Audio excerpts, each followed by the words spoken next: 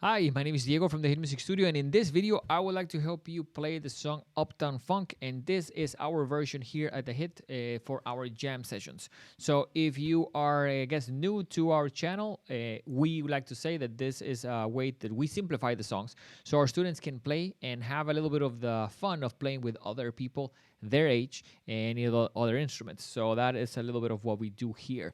Now let's go to a close-up here so I can show you. The first couple of patterns are is fairly cool, and maybe for some of our students they haven't played this high. Now I'm gonna be playing two notes. That's gonna be 13. Now if your guitar has, let me see if I can turn it a little bit. If your guitar has dots on the rail, 12 is when there's two dots over here. So here I'm gonna be playing on 13. So I have two notes on 13, and I would recommend doing fingers 2 and 3. So remember fingers, this is finger 1, 2, and so on. So I'm gonna put these two fingers on 13 and playing it with this pattern rhythmically.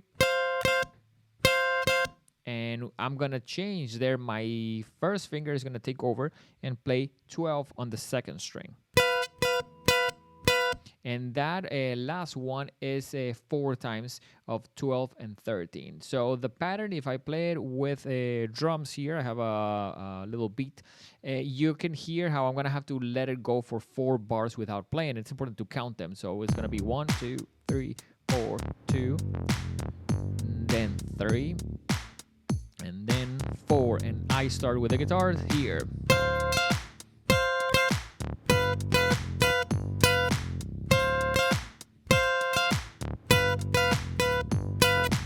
So this should be done with an electric guitar, but I tend to teach with an acoustic. It's a little bit easier for me to move around the room type of thing. So I wanted to do the tutorial with this one as well. So after that, not super complicated. Make sure that you play it. Make sure that you listen to the recording, play with a recording to get the vibe of it. So this other part, I really like it as well. We're gonna not play for 8 bars. You have to count those. That's where the verse starts. And then we have this pattern. It's gonna be 5, 5, 5, 5, 5, 5, 7. And let me see if I can move it a little bit so you can see my left hand. So it's gonna sound 5, 5, 5, 5, 5, 5, 7. Now when you do that 7, you wanna do it as a drag, and it's technically, let me see, 7 notes of the 5, and it's a 7 at the very end. So 1, 2, 3, 4, 5, 6. Right at the end there, we play that 5 into a 7. I would suggest doing the drag or the slide with the same finger, and I almost feel like it not only has a drag, but at the end it has a drag out as well. So if I play it here with drums, you have an idea. So this pattern would sound so 1, 2, 3, 4. So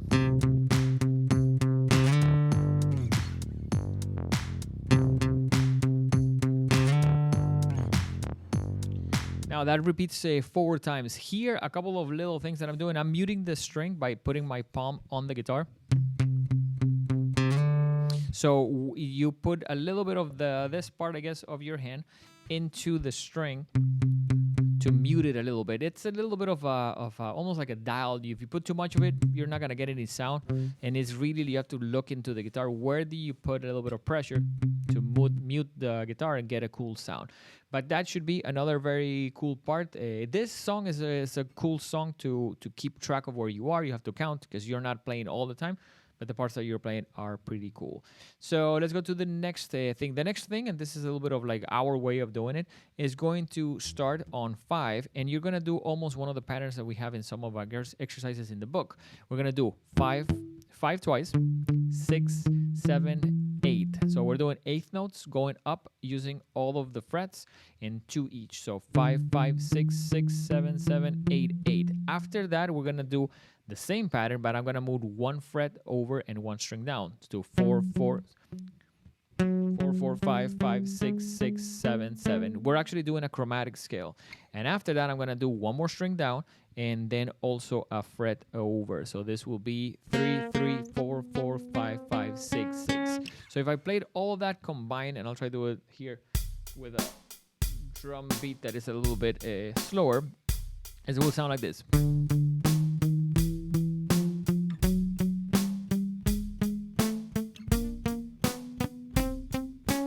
And you stop. So that pattern is very important. There's a lot of things going on in the recording, including a couple of like keyboard effects. We believe that playing it this way makes it sound similar than the recording. because again, there's a couple of keyboards that are doing very cool effects there. Now, right after you do that, you stop for a bar and make sure that these notes are also very consistent in terms of like volume, and make sure that they're very even. Once we play that, one bar of no playing, and then we have this back, which is the 13th.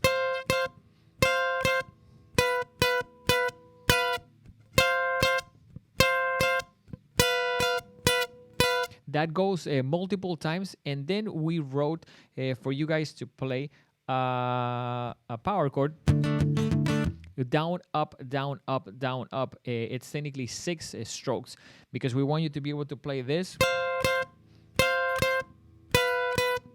and then do this 2, 3, 2, 3, 2, 3. That's in order to reinforce what the brass is doing, what the horns are doing, and I think it sounds cool. So let me play this a little bit into drums to give you an idea of that last section. This is technically, I guess, almost like the chorus of the song, and it will sound like this. So it will be.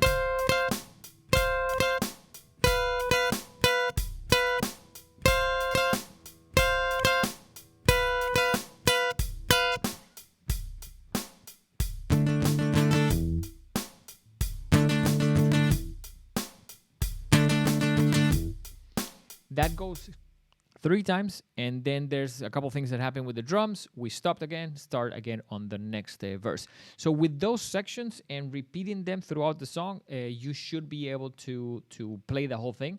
And with those sections repeated a couple times, I think it's definitely something that sounds very similar to what the song has. The song has a couple of other parts and more instruments and more things going on, but we believe that this way to do it makes sense for our students, and it's a very cool song. It's a song that people really like, and it's a song that we definitely wanna share with our students for one of our next events. We'll see you guys on the next one.